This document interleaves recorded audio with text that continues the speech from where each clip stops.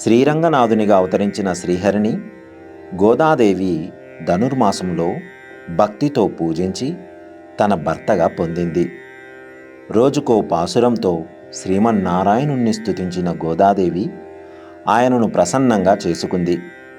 ఇక పుష్యమాసంలో వచ్చే శుక్లపక్ష ఏకాదశిని వైకుంఠ ఏకాదశి, ముక్కోటి ఏకాదశి, పుత్రదా ఏకాదశి అని పిలుస్తారు.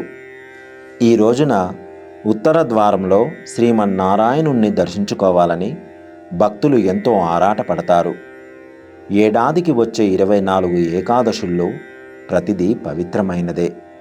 కానీ వీటిలో వైకుంఠ ఏకాదశి మాత్రం లేదు.